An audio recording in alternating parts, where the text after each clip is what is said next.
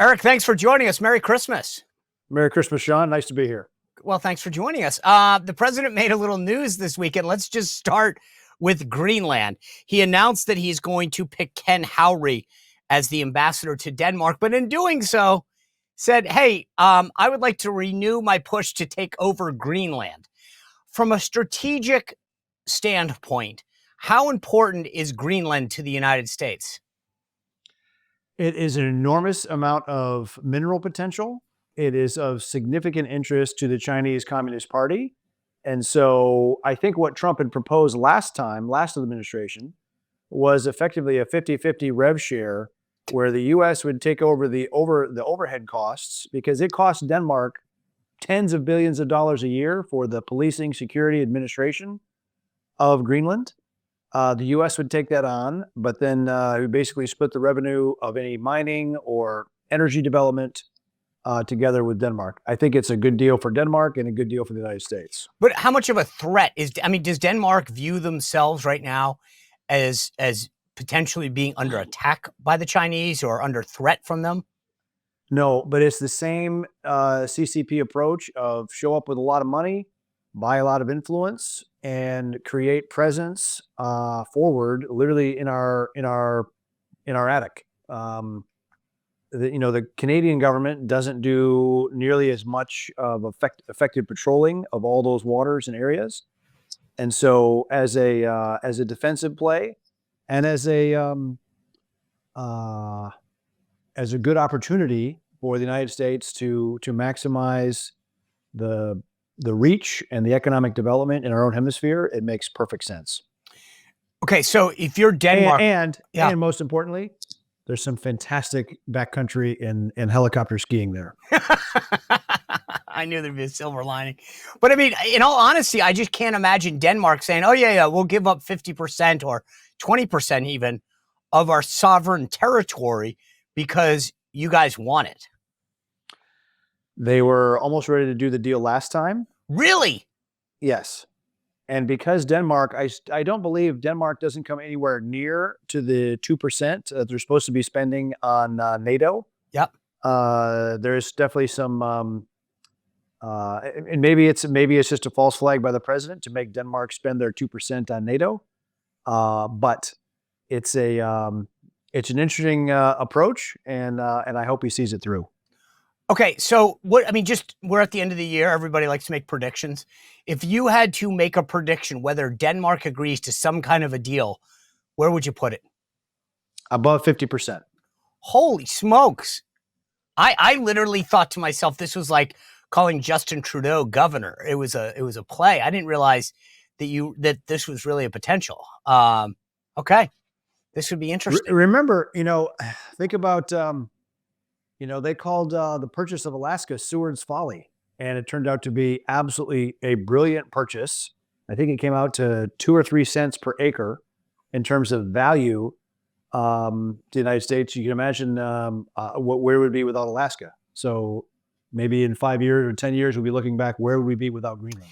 Right. And I don't disagree with you if we wanted to buy it outright, but I think any kind of power sharing agreement or like it's a stock or a company is very different than owning something outright. I think it's a best of both worlds. It's effectively a joint venture because right now Denmark bears all the cost of protecting it by themselves. The Chinese have consistently been interested and rather aggressive at pursuing economic development, mining, extractive industries in Greenland. This solves that issue of the U.S. being in the lead on that, and the U.S. taking the lead for all that maritime and airspace protection.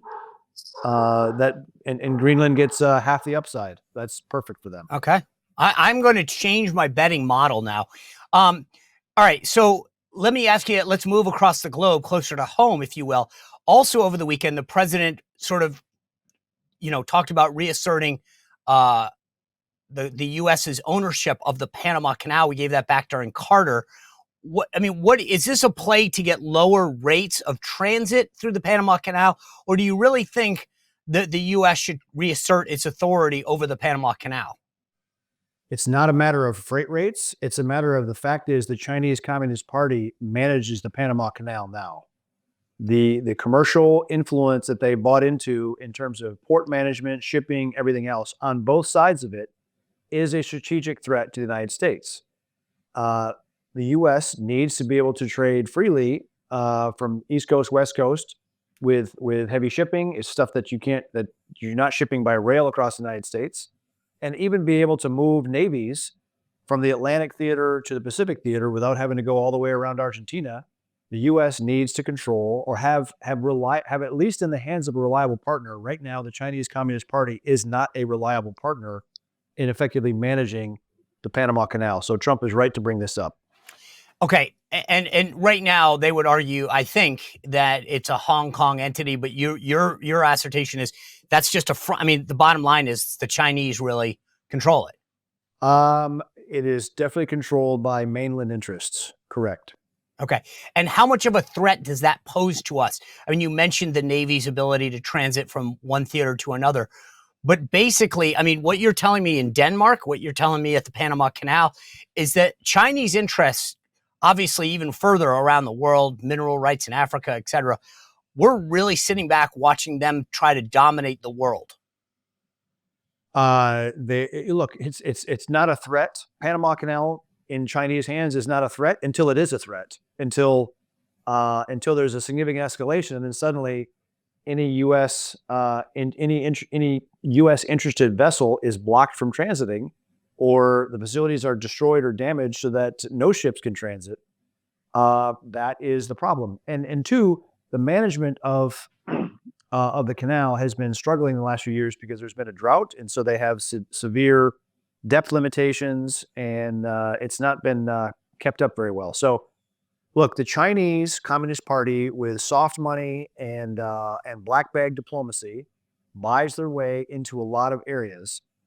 Sean, there was 37 politicians assassinated in this last presidential campaign in Mexico, and a communist, Sheinbaum, won the election. She took over for AMLO.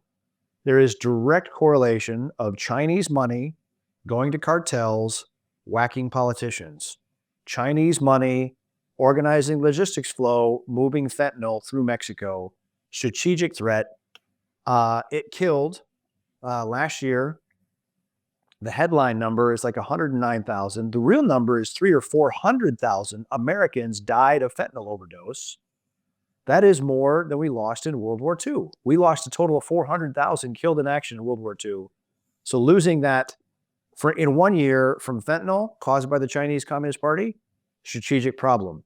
In the South Pacific, a lot of islands that you would have read about from World War II history, the Solomons, Guadalcanal, Inuitak. The Chinese have been black bag and soft money buying their way into these islands and building ports, airfields, and effectively bases in these islands that surround and interfere with the ability to even trade or get to Australia by ship. So there's a lot of what started under the Obama administration incompetence. Remember when they started building all those islands in the South China Sea, basically taking a shallow area of reef, bringing a dredge, filling in, building islands out of what wasn't there, and they just claim it. And then first they said, well, these are just going to be weather stations and for search and rescue.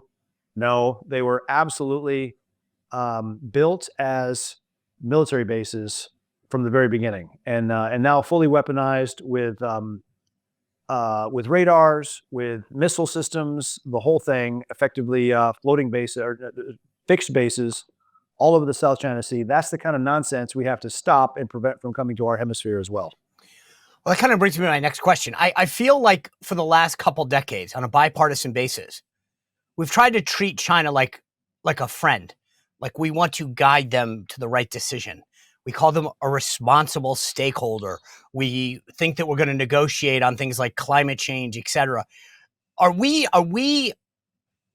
dealing with them appropriately, considering, or are we recognizing the real threat that they pose? I mean, you talk about these now artificial bases that have been created in the South China Sea, what they're doing in the Panama Canal, and buying off other governments.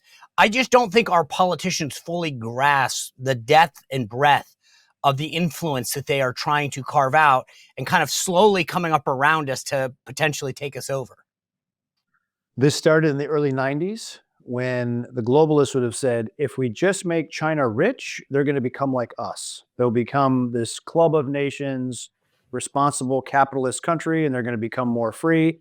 And this is right after they slaughtered thousands of their people at Tiananmen Square.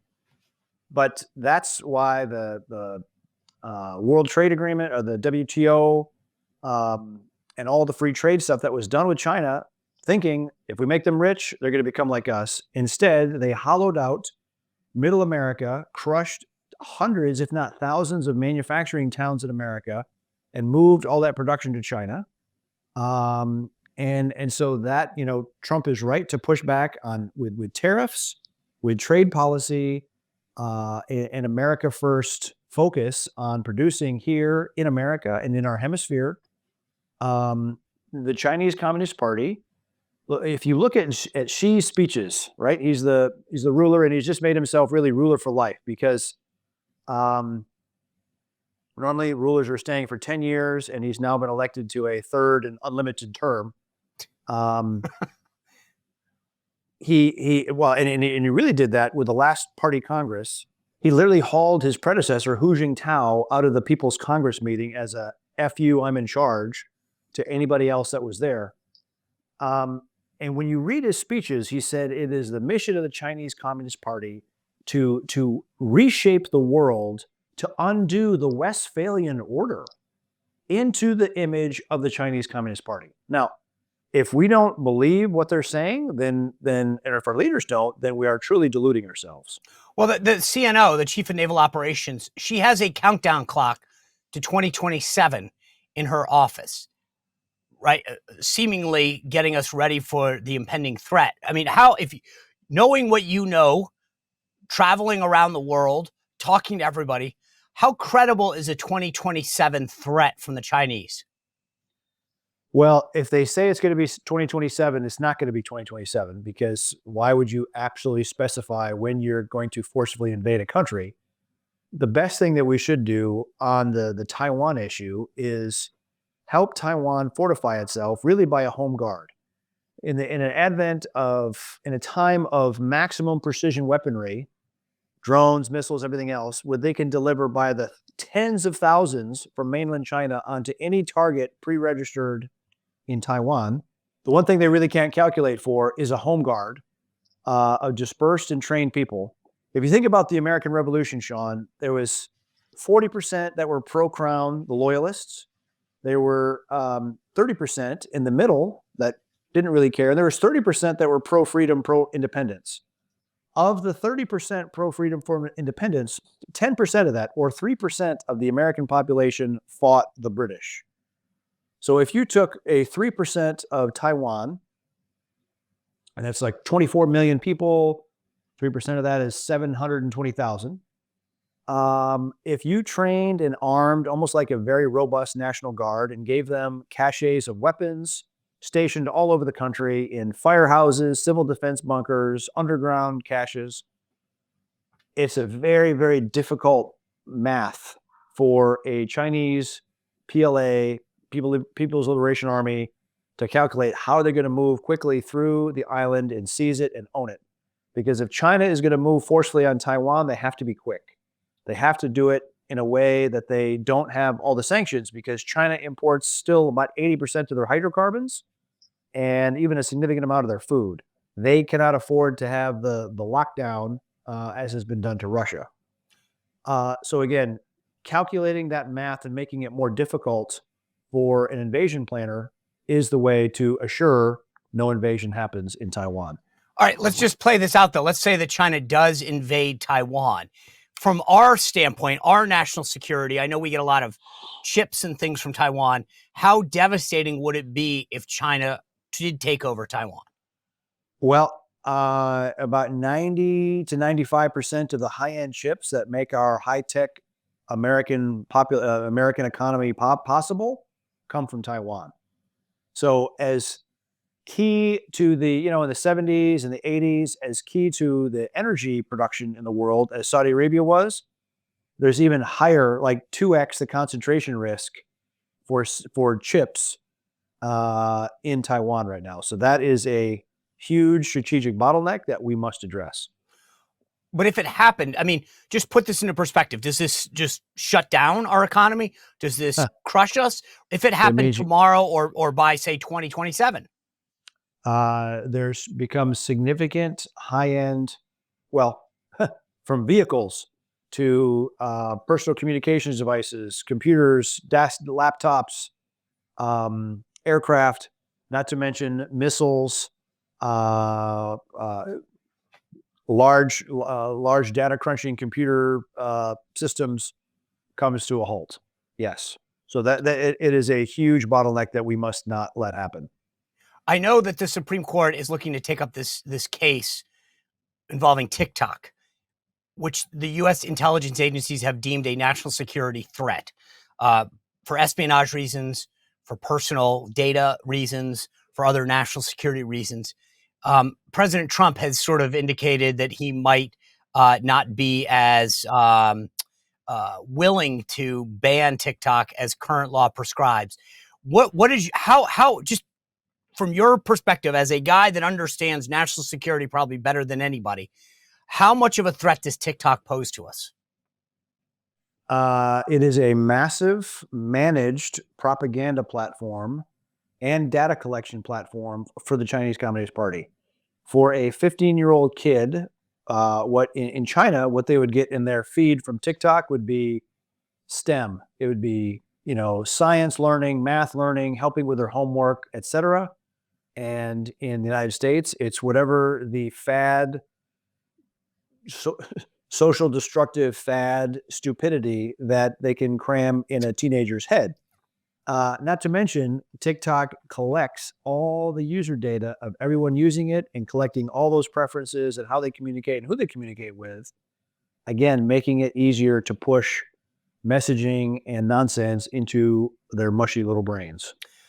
So it is in our interest either to make sure it's sold off or banned in the U.S. I wouldn't say ban. I would say at least have the algorithm controlled by some U.S. or not Chinese Communist Party controlled entity. Because even if it's a Chinese private company in China, there is 100% state control over it. Yeah, and it's important to note, the guy who's like Jack Ma, who's a true unicorn in China. He was a high school English teacher. He's the founder of Alibaba. Founded Alibaba, which is a combination of Facebook and Amazon and currency trading all in one huge mega platform.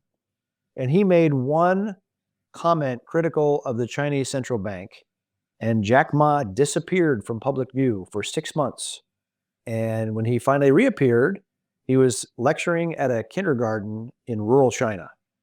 And the Chinese state media said that he had embraced supervision in a very Orwellian. So this idea that entrepreneur-led companies in China have any independence is zero.